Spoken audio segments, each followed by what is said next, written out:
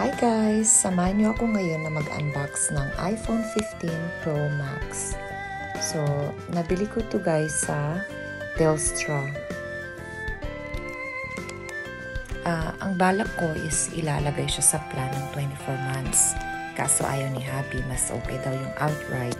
Kasi ayaw niya yung magbabayad ako ng bill every month. So, yung outright price niya guys, dahil 512 gigabytes yung binili namin, nasa $2,590 Australian dollars.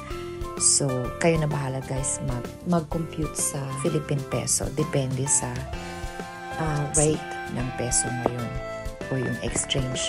Mga nasa 37 ata o 36 peso per Australian dollar. So, yung bibilin ko sana is yung 256 gigabytes. Kaso, dahil yung balak ko is ita-transfer yung files o yung mga videos, yung mga copy ng pictures from yung old phone ko dito sa bago.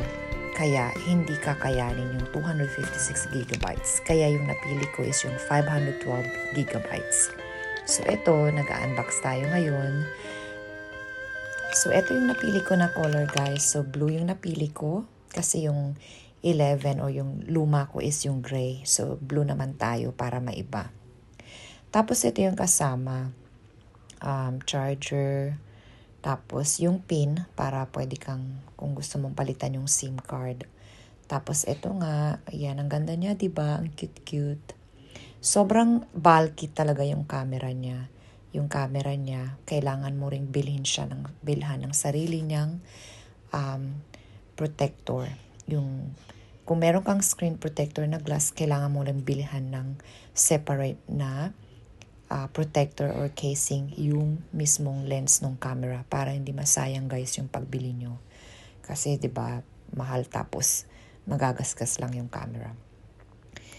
Ayan, tapos kinabukasan, ito, bumili na ako ng casing. Meron na rin itong screen protector. So, glass yung front na screen protector. Tapos, ito yung napili ko na casing.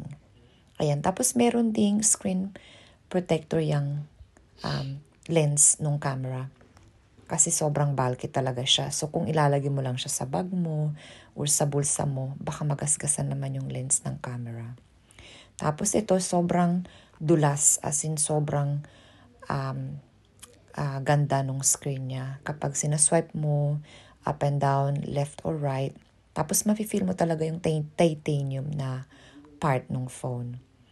Tapos pakita ko lang guys, ito, na-transfer na kaagad yung mga apps. So, hindi ko na yan din-download isa-isa, yung apps, dahil tinransfer or pinair ko lang yung old phone ko dito sa bago na phone.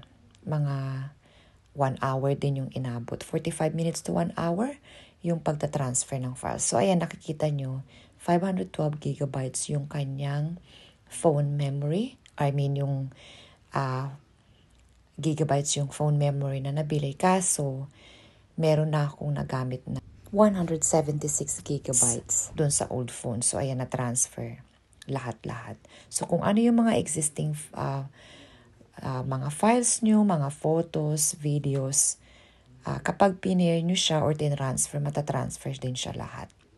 Kasi, pwede rin siyang, kung gusto nyo i-trade in or ipamigay nyo yung old phone nyo, hindi na kayo mahirapan na magta-transfer isa-isa. So, ayan na guys. Sana nagustuhan nyo yung video.